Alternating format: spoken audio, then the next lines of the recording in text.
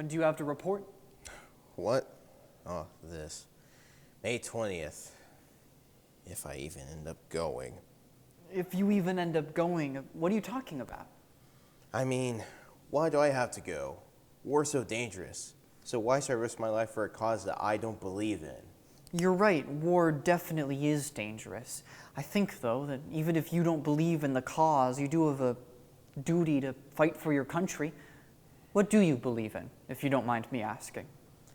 What happens in a small country on the other side of the world doesn't concern me. So why should I risk my life there? I have hopes and dreams. I want to become a doctor. We all have hopes and dreams that we want to pursue, but for me, my first duty is to my country. I found that sometimes hopes and dreams have to come later. The draft is mandatory under the law, after all, but I suppose you can dodge the draft and defect if you want to. No, suppose I don't have any other options. That's the problem. My cousin didn't have any other options, and he never got to come home. He was sent to Vietnam, and now he's been reported missing in action. I'm probably never going to see him again. It isn't fair. My family didn't sign up for this. No one in their right mind would. I enlisted. Just got back from Nam a few months ago. Why? My father was in the army during World War II. He made it back home at the end of the war, but his health was never the same. He died a few years later. I'm sorry for your loss. I wasn't sure at the start of this war whether I ever wanted to serve in the military too. After all, it did eventually kill my father, but then I remembered how proud he was of his service. That was what eventually pushed me to enlist.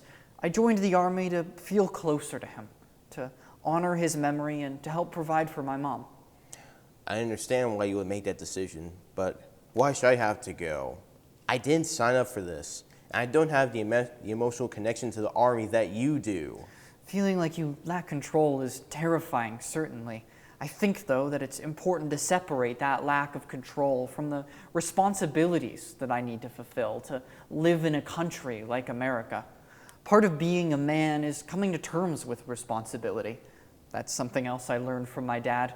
Plus, draft dodgers become fugitives of the law. You could end up in jail. I didn't think about that. I'm just so scared. I'm so scared of what might happen when I go to combat. It's okay to be scared. I certainly was. But sometimes you just need to find the strength to do what you need to do. I did. But you seem so fearless. Do you think I was fearless when a grenade went off in front of my face and I lost my left eye? No, I guess not. Think I was fearless when I saw men die right in front of me? Men who I thought of as my brothers? No. Think I'm fearless when I wake up with nightmares of that terrible place? If all these terrible things happen to you, why do you still defend the war? Even as his health got worse, my father always spoke fondly about his homecoming from World War II, cheering crowds greeting him, calling him a hero. I should have known better, given that the anti-war movement has been going strong for the past few years, but when I came home, I was hoping for a hero's welcome as well. Instead, I came home to crowds of protesters yelling horrible words at me. That sounds terrible, but you're still not answering my question. Why do you defend the war? I understand why many people think the war in Vietnam is indefensible, but who I'm defending are the young men fighting in that war. Honorable young men who served their country with pride, but now have no one on their side. I just want for veterans to be treated with the respect we deserve. Do we not deserve respect and honor? Should my father have been treated this way? Oh, I didn't understand what you meant, but now I think I do.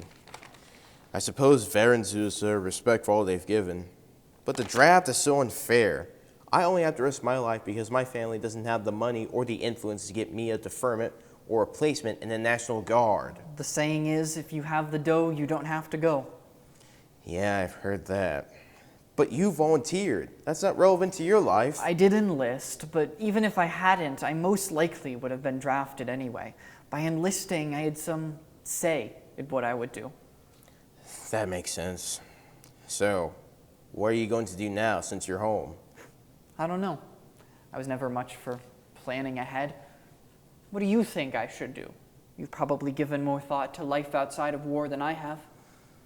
Personally, I want to continue my education, go to college full time if I can afford it. You certainly can do that since the GI Bill means the government will help pay for your tuition. I love to take advantage of those education benefits, but I just don't think risking my life is worth it. I wish I could offer you more comfort, but I can't. It's dangerous out there, and you've every right to be afraid. Thank you. You've given me a lot to think about. Well, I got a book. Maybe I'll see you around. Unlikely. I have to report for service soon. Well, bye then, and good luck. You'll need it.